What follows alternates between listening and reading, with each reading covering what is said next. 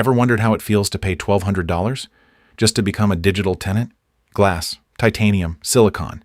It looks like ownership, but look closer. There is a key, and that key does not unlock your freedom. It locks you inside Tim Cook's digital apartment. Welcome to the hidden cost of Apple intelligence and the Apple ecosystem.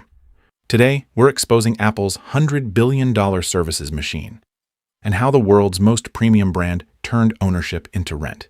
It starts with one small notification. iCloud storage full. At first, it feels harmless, a few dollars a month, a small price to keep your photos safe. But that is the genius of the model.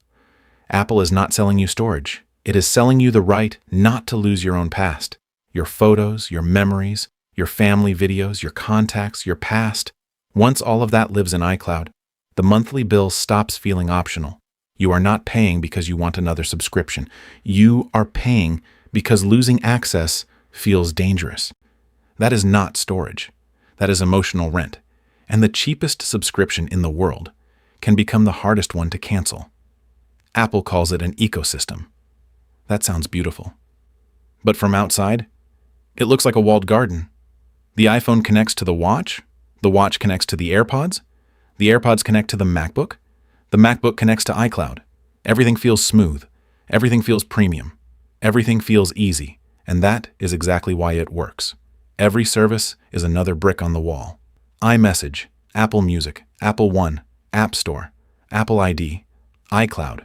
You are not staying only because the features are good. You are staying because the exit is painful. That is the real Apple tax. Not just the price of the device, the cost of leaving.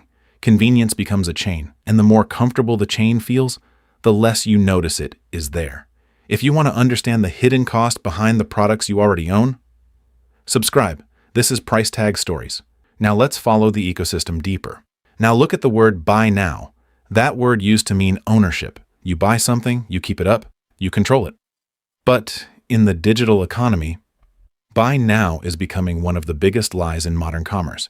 When you click buy on a movie, a song, an app, or a digital service, check the fine print. You are not buying a product. You are buying permission. And permission can be changed. Permission can be limited. Permission can be revoked. Think about Huawei. In 2019, it was a global smartphone giant, with nearly 40% of China's smartphone market. Then the trade ban hit. New Huawei phones were cut off from Google services and the Play Store. For Google-dependent users, that $1,000 smartphone lost its soul. No Play Store, no Google apps, no normal Android life, just a digital phone book and an expensive camera. That is the risk of the digital landlord. Life inside your iPhone also runs on permission. Your apps need Apple's gate. Your purchases need Apple ID. Your backups need Apple servers. Your digital library needs Apple's rules. You own a glass. You own metal. But the digital life inside it is rented, and permissions can be revoked faster than people think. And now, with Apple Intelligence, the ecosystem moves to the next layer. Apple was one step ahead.